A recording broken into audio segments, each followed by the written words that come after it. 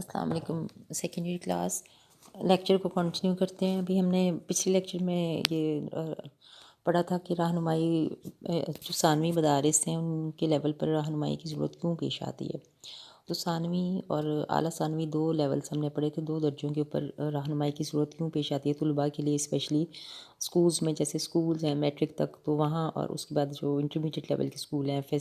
A S C تک، ان میں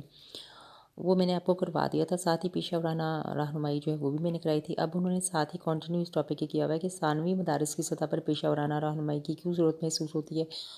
اور اعلیٰ ثانوی سطح پر پیشہ ورانہ رہنمائی کی کیوں ضرورت. پیچھے جو ہم نے پڑھا تھا وہ ثانوی سطح پر اور اعلیٰ ثانوی سطح پر سمپل رہنمائی تھی.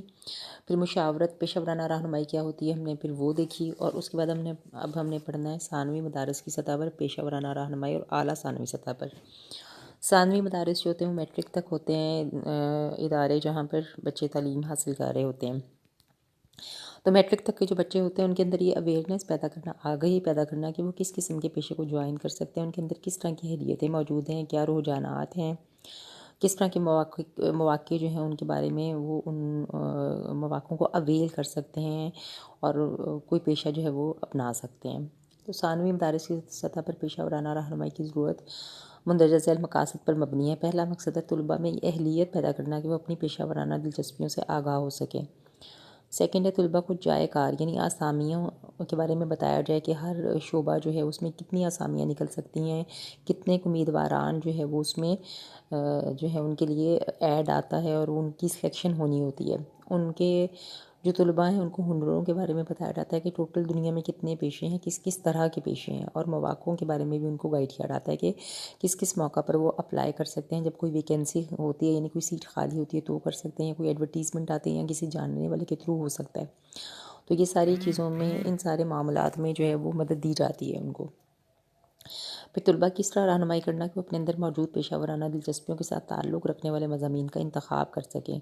یعنی ان کے اندر کس قسم کا ایپٹیٹیوڈ ہے، انٹرسٹ، اور وہ اپنی دلچسپیوں کے مطابق پیشے کا انتخاب کریں. ان کو اس طرح گائیڈ کرنا طلباء کو. پھر طلباء کو مخصوص وقت پر اپنے طبعی رجحان اور پیشہ ورانہ دلچسپیوں کے مطابق موضوع پیشہ منتخب کرنے میں مدد دی جاتی ہے. یعنی مخصوص وقت پر جب وہ پڑھ چکے ہوتے ہیں میٹرک کے بعد، جیسے کچھ بچے جو ہوتے ہیں وہ آگے پالی ٹیکنیک انسٹیٹیوٹس میں جاتے ہیں، وہاں سے کوئی نہ کوئی ڈپلوما حاصل کر لیتے ہیں، پھر وہ اس کے مطابق اپنی جو ہے جیسے میکینک کا یا کچھ اس طرح کے جو ہنر ہوتے ہیں ان کے بارے میں. تو جو ذرا کم صلاحیتوں کے مالک ہوتے ہیں بچے، تو ان کو اس طرح کی ٹیکنیکس جو پیشہ ورانہ جو ادارے ہیں ان کی طرف ان کو مائل کیا جاتا ہے تاکہ وہ کوئی نہ کوئی ڈپلوما یا ڈگری حاصل کر کے پریکٹیکل لائف میں انٹر ہو جائیں اور ارننگ ہینڈ بن سکیں. تو کچھ اور جو ذرا اس سے بہتر سطح ہوتی ہے جن کے آئی کیو لیول کی، تو وہ مزید اعلیٰ تعلیم حاصل کر کے ان کو اعلیٰ شعبوں کو جوائن کر سکتے ہیں. اگلا پوائنٹ ہے اعلیٰ ثانوی سطح پر پیشہ ورانہ رہنمائی کی ضرورت. اب یہ ثانوی سطح تھی جب میٹرک تک کے طلباء کو آپ نے گائیڈ کرنا ہے. اعلیٰ ثانوی سطح کون سی ہے؟ کالج کی سطح پر رہنمائی جو ہے یہ تقریباً انٹرمیڈیٹ لیول پر، جہاں ہائر سیکنڈری اسکول اور کالج دونوں ادارے آ جاتے ہیں. تو یہ اس لیول پر طلباء کی اس طرح مدد کرنا کہ وہ اپنی تعلیم کو ان پیشوں کے ساتھ تعلق قائم کریں جن کو تعلیم سے فارغ ہونے کے بعد وہ اختیار کر سکتے ہیں. یعنی کس قسم کے شعبے وہ اختیار کرنا چاہتے ہیں، ویسے ہی مضامین وہ پڑھیں، ویسا ہی ان کے اندر رجحان ڈیولپ ہو، ویسی ہی دلچسپیاں ہوں. ان کی اس طرح مدد کرنا کہ وہ وسیع تر پیشوں میں سے اپنی پسند کا پیشہ چن سکیں اور ان کو مختلف پیشوں کے بارے میں تعارف بھی پیش کیا جانا چاہیے. ان کی اس طرح مدد کرنا کہ وہ اپنے آپ کو اعلیٰ تعلیم کے حصول کے لیے مختلف جو راہیں ہیں ان سے ان کو روشناس کروایا جائے. اعلیٰ لیول کی جو پیشے ہیں، جو درمیانی لیول کے پیشے ہیں، جو نچلے لیول کے پیشے ہیں، ان سب کے بارے میں مکمل معلومات جو ہیں ان کو فراہم کی جائیں. اگلا ٹاپک ہے، یہ ٹاپک ہمارا یہاں پر اینڈ ہو گیا جب ثانوی سطح اور اعلیٰ ثانوی سطح پر رہنمائی اور پیشہ ورانہ رہنمائی والا. اب نیکسٹ اسی سے ریلیٹڈ ہے ٹاپک قرآن و سنت کی روشنی میں رہنمائی کا تصور. اب آبجیکٹیوز کے حوالے سے یہ پورشن، یہ والا جو ٹاپک ہے یہ اہم ہے. کبھی ایک آدھ دفعہ ایسا ہوا ہے کہ کسی ایک پیپر میں یہ ڈیٹیل میں بھی آیا ہے، تو اس لیے آپ نے کم از کم اس کو اگر ڈیٹیل میں بھی یہ کوسچن آ جائے تو آپ نے اس کو اٹیمپٹ کیسے کرنا ہے. اس میں آیات کا ریفرنس جو ہے وہ دیا ہوا ہے، احادیث کی بھی جو ہے وہ اس میں تھوڑی تھوڑی ڈیٹیل کہیں کہیں دی ہوئی ہے. آپ نے جو آیات ہیں ان کو عربی میں لکھنا نہیں ہے، صرف آپ نے ان کے ترجمے جو ہیں وہ کوٹ کرنے ہیں، اور میں بھی لیکچر میں صرف ان کے ترجمے ہی ابھی آپ کو بتاؤں گی ان کے حوالہ جات کے ساتھ. قرآن و سنت کی روشنی میں رہنمائی کا تصور اب کیا ہے کہ فرد جو ہے اس کو ہر وقت رہنمائی کی ضرورت رہتی ہے، اور اللہ تعالیٰ کو بھی پتہ ہے کیونکہ اللہ نے انسان کو پیدا فرمایا اور جب بھی اور ساتھ ہی جو شیطان ہے وہ بھی انسان کے ساتھ ہی روئے زمین پر اترا، یہ آپ کو پتہ ہے۔ جو ہی انسان جو ہے کوئی نیک کام کرنے لگتا ہے تو اس کو سیدھے راستے سے شیطان بھٹکا دیتا ہے اور اسی وقت فوراً اس کو جو ہے وہ الٹی طرف لگا دیتا ہے۔ تو انسان کو ہر وقت جب سے وہ دنیا میں آیا ہے اس کو رہنمائی کی ضرورت رہی ہے، مختلف طرح کے اصولوں اور ضابطوں کے مطابق انسان نے کیسے اپنی بتائے ہوئے اصولوں اور ضابطوں کے، اللہ تعالیٰ کے جو بتائے ہوئے اصول اور ضابطے ہیں ان کے مطابق اس نے اپنی زندگی کیسے بسر کرنی ہے، اس مقصد کے لیے اس کو مشکلات اور مسائل کا سامنا کرنا پڑتا رہا، کیونکہ شیطان نے جگہ جگہ اس کو ورگلایا اور اس کے مقاصد سے انحراف اور دوری ہوئی۔ جو مقصد اس نے اپنے لیے سیٹ کیا تھا، جیسے رب کائنات نے جو ہے وہ انسان کو اپنی عبادت کے لیے پیدا کیا، تو جو ہی وہ اللہ تعالیٰ کی طرف مائل ہوتا ساتھ ہی شیطان اس کو بھٹکاتا، تو اللہ تعالیٰ نے انسان کی رہنمائی کے لیے جو ہے وہ وقتاً فوقتاً بہت سارے پیغمبر بھیجے۔ اور یہ آپ کو پتہ ہی ہے سب بچوں کو کہ 1,24,000 پیغمبر ابھی تک روئے زمین پر آئے اور انہوں نے اپنی اپنی جو امتیں تھیں ان کو انہوں نے اللہ تعالیٰ کے احکامات پہنچائے، اور بیسک حکم یہی تھا توحید کے حوالے سے اور اللہ تعالیٰ کی کتابوں پر ایمان، اللہ کے رسولوں پر ایمان، آخرت پر ایمان، یہ سارے بنیادی جو عقائد ہیں یہ وہی تھے جو تمام امتوں میں سیم رہے۔ پھر اس کے بعد آخری نبی حضرت محمد صلی اللہ علیہ وسلم کا جب نزول ہوا تو ان کے اوپر قرآن پاک نازل ہوا۔ قرآن پاک پچھلی تمام کتابوں کا نچوڑ تھا، پچھلی تمام شریعتوں کو وہ احاطہ کیے ہوئے تھا، اس وجہ سے اس کے بعد نئی کتب کا سلسلہ اور انبیاء کا سلسلہ بالکل ختم ہو گیا اور خاتم النبیین کہلائے حضرت محمد صلی اللہ علیہ وسلم، اور ان کے اوپر جو آیات اتری، جو کتاب اتری ان کے اوپر، وہ کتاب آخری کتاب ہے اور رہنمائی سے بھرپور ہے انسان کی ہر ہمارے جو شعبہ زندگی ہیں اس کے حوالے سے اس کے اندر جو احکامات ہیں وہ موجود ہیں۔ جیسے اس میں انہوں نے بتایا سورہ حامیم سجدہ کی آیت نمبر 34۔ اب آپ نے جو بھی یہاں پر آیت کوٹ کرنی ہے اس کے ساتھ اس کا حوالہ جو ہے وہ ضرور آپ نے دینا ہے ساتھ۔ جیسے اس میں انہوں نے بتایا ہوا ہے سورہ حامیم سجدہ جو ہے اس کی آیت نمبر 24 میں اللہ تعالیٰ نے فرمایا ترجمہ، اور اس شخص کی بات سے اچھی بات اور کس کی ہوگی جس نے اللہ تعالیٰ کی طرف بلایا اور نیک عمل کیا اور کہا کہ میں مسلمان ہوں۔ یعنی اس میں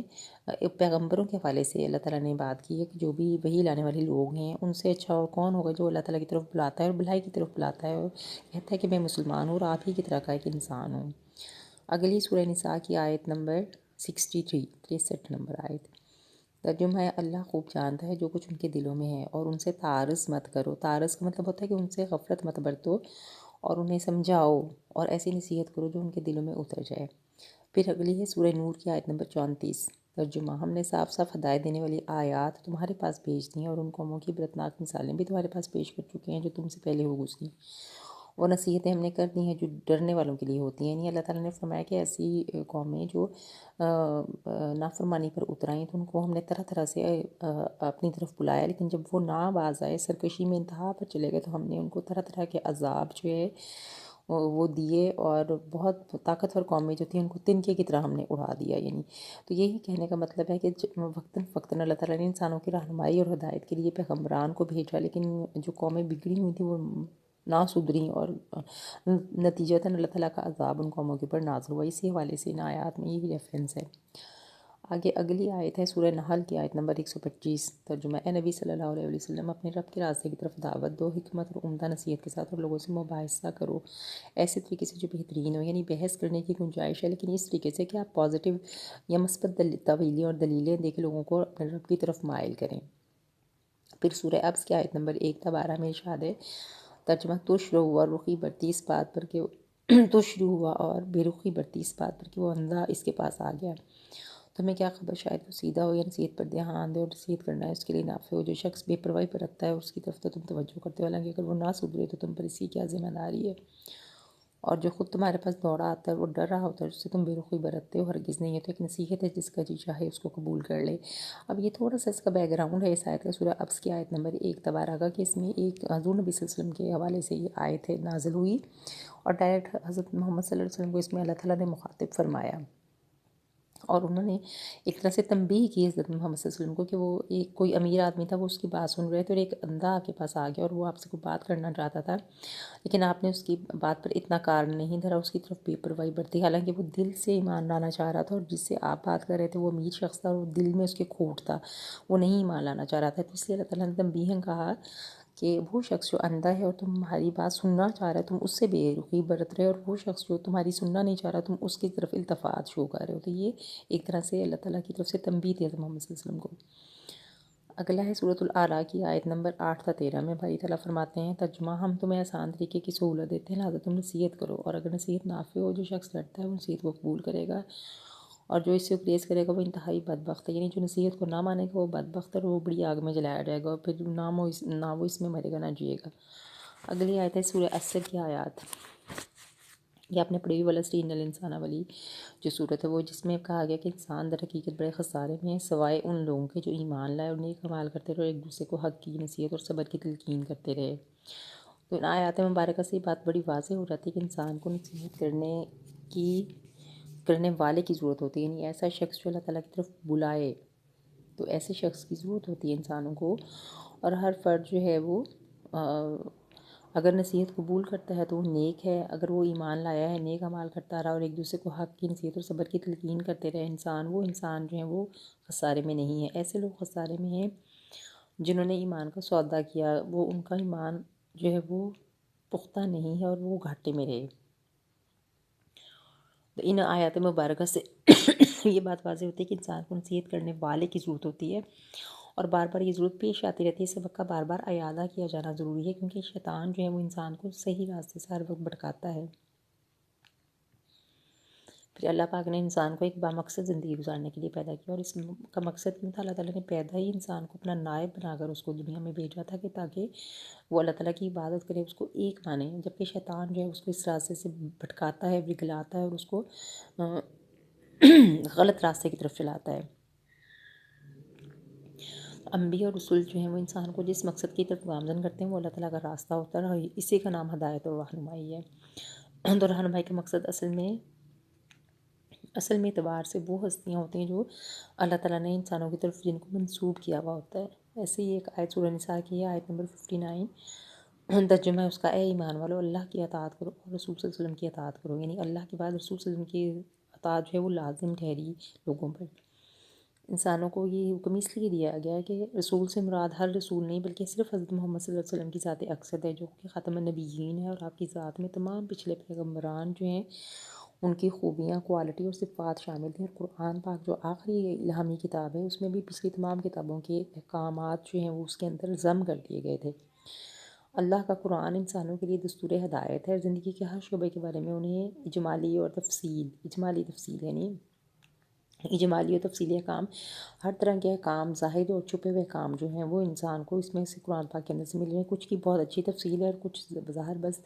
لفظی طور پر ان کا ذکر کر دیا گیا ہے ان کے اندر، اور احادیث سے تشریح ہو جاتی ہے پھر اس قسم کے احکامات کی۔ انسان جو ہے وہ ہدایت کی پہلی سیڑھی پر جیسے قدم جما چکا ہو، تو اس طرح اللہ تعالیٰ نے اس کے لیے ہر شعبے میں جو احکامات ہیں، جو آرڈرز ہیں اس کو دیے ہیں کہ ہر شعبے کے حوالے سے احکامات اور ہدایت کا راستہ موجود ہے۔ اگلی سورہ حامیم سجدہ کی آیت نمبر 44 ہے، ترجمہ ان سے کہو یہ قرآن ایمان لانے والوں کے لیے تو ہدایت و شفا ہے، یعنی جو ایمان لاتے ہیں اور پڑھتے ہیں اس کو عمل کرتے ہیں، اپنی زندگیوں کو ڈھالتے ہیں اس کے مطابق، ان کے لیے قرآن جو ہے وہ شفا ہے اور ہدایت ہے، رہنمائی ہے۔ اس میں منشور ہدایت ہے، پوری زندگی کا ایک منشور ہے دیا ہوا اس کے اندر، اور جس طرح پیدا ہوتا ہے انسان، کس طرح موت کی طرف بڑھتا ہے، کس طرح زندگی کے باقی مراحل طے کرتا ہے، پھر اس کو اپنی زندگی میں جو باقی مسائل پاکیزگی کے، غسل کے، طہارت کے، اس کی جو کوئی پیشہ ہے اس کے حوالے سے، ہر جو اینگل ہے اس کی خاندانی زندگی کے حوالے سے، ہر طرح سے مسائل کا جو ہے وہ حل اس کے اندر قرآن پاک میں ہر چیز اور ہر ایریا کو کور کر کے انسان کی پوری لائف کو جامع طریقے سے ڈسکرائب کر دیا گیا۔ پھر صحبت نبی صلی اللہ علیہ وسلم جو ہے وہ بھی بہت امپورٹنٹ ہے کہ آپ صلی اللہ علیہ وسلم کی صحبت سے فیضیاب ہونے والے تمام افراد کو صحابہ کہا جاتا ہے، اور اس حوالے سے مشکوٰۃ شریف جو ایک حدیث کی بک ہے اس کی جلد نمبر 100 صفحہ نمبر 224 پر ہے، ترجمہ رسول صلی اللہ علیہ وسلم نے فرمایا میرے صحابہ ستاروں کی مانند ہیں، تم میں سے جس نے اقتداء کر لی تو تم ہدایت یافتہ ہو جاؤ گے۔ یعنی صحابہ کے حوالے سے بھی بہت زیادہ جو ہے وہ حضور صلی اللہ علیہ وسلم کی طرف سے یہ سختی سے ہدایت کی گئی کہ ان کو بھی فالو کریں، اور جو جس صحابی کو فالو کرے گا وہ گویا کہ ایک طرح سے میری جو صحابہ ہیں وہ ایک ستاروں کی جماعت ہے، اور جس سے فیضان نبوت حاصل کرے گا وہ اسی کی طرح پھر جو ہے وہ ویسے ہی وہ ہوگا۔ تو پھر جس نے جس کی اقتداء کر لی وہ ہدایت یافتہ ہو جائے گا اسی کی طرح، یعنی کہ تو پھر اس طرح سے صحابہ کرام کا ایک سلسلہ جو اس جہان فانی سے کوچ کرتا تھا، تو اس کی جگہ نئے جو نائب ہیں اور جو صحابہ کرام ہیں وہ ان کی جگہ لیتے رہے، جو گزرتے گئے صحابہ کرام ان کی جگہ نئے صحابہ کرام جو ہے وہ آتے گئے، اور یوں جب تک یہ صحابہ کرام کا سلسلہ چلتا رہا، ان سے ہدایت و رشد کا سلسلہ بھی دنیا میں جاری رہا، جہاں جہاں وہ گئے رسول صلی اللہ علیہ وسلم کی اور اللہ تعالیٰ کی بتائی ہوئی تعلیمات کو انہوں نے پھیلایا، اور رسول صلی اللہ علیہ وسلم کے طریقوں پر عمل کر کے لوگوں کو بتایا کہ اس طرح سے نبی صلی اللہ علیہ وسلم جو ہے وہ عمل فرماتے تھے اس شعبے کے حوالے سے۔ پھر اگلا ہے ترجمہ سورہ نساء کی آیت نمبر 59 کا، اے ایمان والو اطاعت کرو اللہ کی اور اطاعت کرو رسول کی، اور ان لوگوں کی جو تم میں سے صاحب امر ہوں، یعنی وہ لوگ جو تم میں سے خاص طور پر پڑھے لکھے ہوں اور بہت زیادہ جو ہے وہ نالج والے ہوں۔ وہ علماء اسلام جو ہے انہوں نے شبانہ روز محنت کر کر کے بہت ساری گتھیاں جو ہماری زندگی میں تھیں، انہوں نے ان کو سلجھانے کی کوشش کی۔ پہلے اپنے سینوں کو انہوں نے قرآن کے علم سے معمور کیا، اور پھر اپنی زندگیاں قرآن و سنت میں ڈفرینٹ مسائل کی گتھیاں سلجھانے کے لیے جو عام لوگوں کی زندگی کے حوالے سے، آئلی زندگی کے حوالے سے مسائل ہیں، جو ان کی معاشرتی زندگی کے حوالے سے مسائل تھے، ان کا انہوں نے حل جو ہے وہ پیش کیا، یوں وہ رہنمائی کے حقدار بن گئے۔ انہوں نے باقاعدہ بڑے علماء کے اندر ان کا شمار ہونے لگا۔ ان بزرگوں نے شب و روز محنت کی، بہت سارے فقہی مدارس کی بنیاد ڈالی، ایسے مدارس جن کے اندر فقہی مسائل جو ہیں وہ ڈسکس ہوتے تھے، وہ انہوں نے جو ہے وہ شروع کیے، اور قرآن و سنت کی روشنی میں مسائل جو ہیں ان کو حل کر کے انہوں نے لوگوں کو گائیڈ لائنز جو ہیں وہ فراہم کی۔ اور ایسے جو لوگ ہیں، ایسے جو مرور زمانہ لوگ، مشہور زمانہ ایسے جو لوگ ہیں، ان میں سے چند ایک ہیں جن کو بآسانی انگلیوں پر بھی ہم گن سکتے ہیں۔ پورے کرۂ ارض پر ابھی تک جن کو فالو کیا جاتا ہے وہ 5 فقہائے کرام ہیں، اور ان کے پیروکار ابھی تک موجود ہیں۔ سب سے پہلے 5 بڑے امام جو ہیں وہ کون کون سے ہیں؟ سب سے پہلے جو امام ہے وہ امام ابو حنیفہ ہیں، پھر امام مالک ہیں، پھر امام شافعی ہیں، پھر امام احمد بن حنبل، اور پھر امام جعفر صادق۔ یہ 5 امام ہیں جو ابھی تک دنیا میں بڑے امام مانے جاتے ہیں، اور ان کو